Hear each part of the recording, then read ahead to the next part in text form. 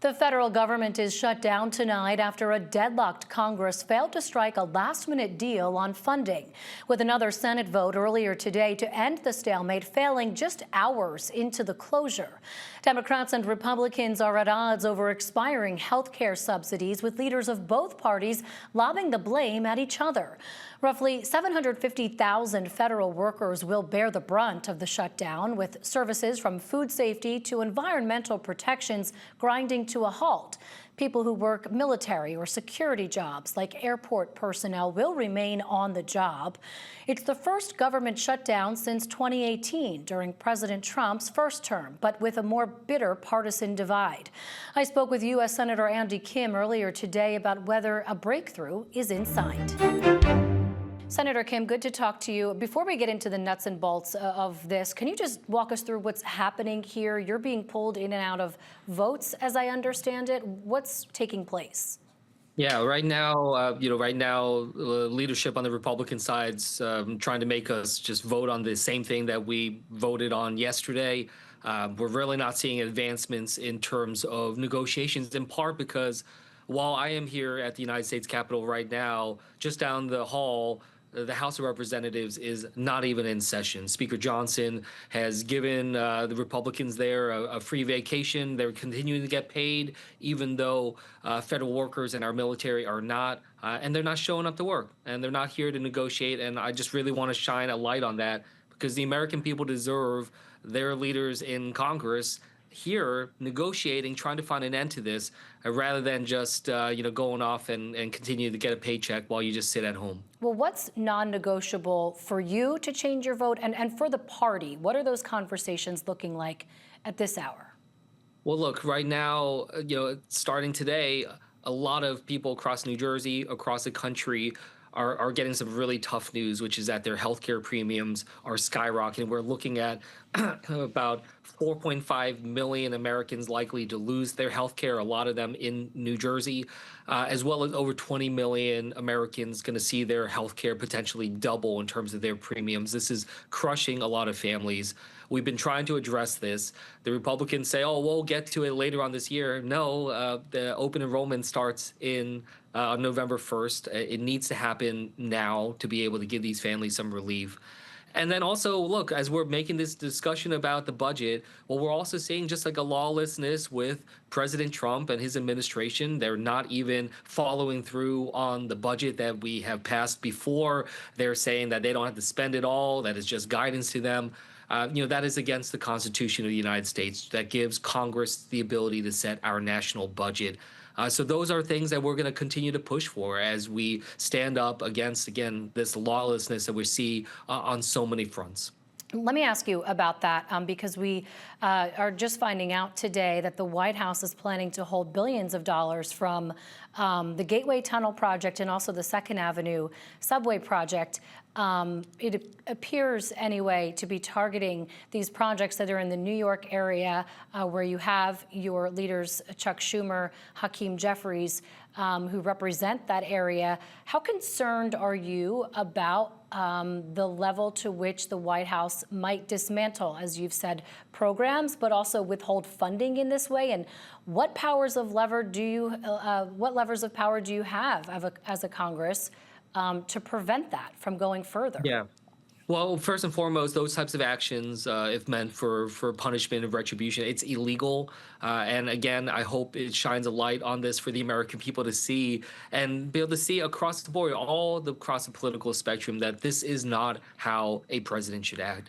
We will take all legal action we can to be able to stand up against that, while we are also pushing on the legislative front to be able to do so. And I'll be honest with you, a lot of my colleagues, including those on the Republican side that I've talked to today, when expressing some of these actions that are taking, they are uncomfortable with it too, because they know that this is against the law, this is against our Constitution, that we have to have a separate but equal branch of government on the legislative side to be able to stand up. And they don't want to see that kind of actions targeting their states under different administrations. So yes, this is something I hope the American people see when it comes to just their threats about firing federal workers, cutting programs. This is what they're already doing. So I mean, just I'll be honest with you. I think it's going to backfire on them when they just talk so openly about how much they despise the government and how they're trying to take it down. This was a big reason why a lot of what Elon Musk did was so unpopular earlier this year. Their efforts are already fired hundreds of thousands of federal workers. These threats to do more is really exposing just the recklessness of their actions. I mean, all that being said, Democrats, they're framing this as Democrats being to blame for it. In March, we should note, Senator Schumer, was criticized for making a deal, making that stopgap deal in order to keep the government open. Is that part of the reason why the party's not willing to capitulate here? How far are you all willing to go? Yeah, look, I hope it shows that we are standing up to fight for our Constitution and for the health and the safety of our own constituents. This is important. We cannot just continue to let this slide and continue to have a president feel emboldened to just trample our Constitution on so many fronts, whether that's what we're seeing with free speech right now, and the attacks that this president is doing on that, or just he gave a speech yesterday talking about how they're deploying military troops to different cities, and he told these generals that our cities in America should be a training ground for our military. I mean, that is absolutely ridiculous and reckless. One of the most dangerous things that I've heard a commander-in-chief say. This cannot stand, and the American people, and certainly the people across New Jersey, don't agree with this. And so, yes, we need to push back on this president that is clearly overreaching, clearly trying to denigrate our Constitution. This is a president that does not believe in three separate and equal branches of government, and he's done everything that he can to try to dominate the legislature and the judiciary to bend to his own will. And that is something I swore an oath to protect this Constitution, and I will follow that oath, and I will apply it here in this case. To get to the latter part of the question about how long you all are willing to last, is there a scenario where the party would accept temporary funding, even if it comes without those policy wins, as you've outlined, if it means getting the government opened faster, getting those civil servants their paychecks again faster? Yeah, well, first and foremost, I used to be a federal civil servant.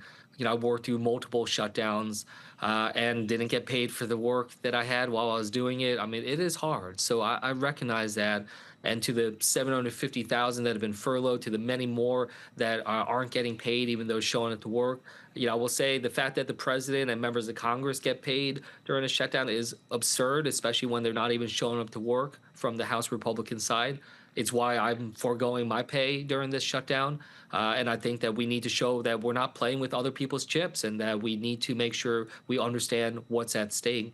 When it comes to the negotiations, look, I'm not going to go into the nuts and bolts of what may come down the road. What we need to at least be in is actually in the room negotiating. But as I said, my colleagues on the Republican side, they're not even in the building. They're not even in D.C. doing this, let alone in the room. And I hope that the American people see that's an abdication of leadership. I would go as far to say that Speaker Johnson is engaged in dereliction of duty of his responsibilities. What are you hearing, though, from constituents? I know you had a town hall last evening. What are people telling you about what they want to see, what they're frustrated with?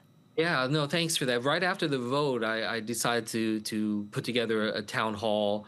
Over 6,000 people across New Jersey dialed in at last minute, and I think it shows just how much they're paying attention to this.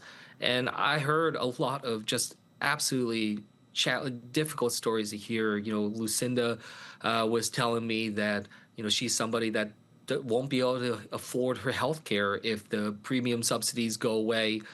She's alongside many others that are facing this, and it's a real catastrophe in terms of the care that people need. There was another woman who was talking about the challenges that her family faces when it comes to people in their family with disabilities.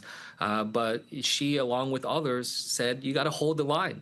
That we have to make sure that we're stepping up to be able to try to reassert stability and order in a country that feels so unmoored. People were just talking about how scared they are. They're filled with anxiety. We're the richest, most powerful country in the world. Why do we have such unpredictability and uncertainty?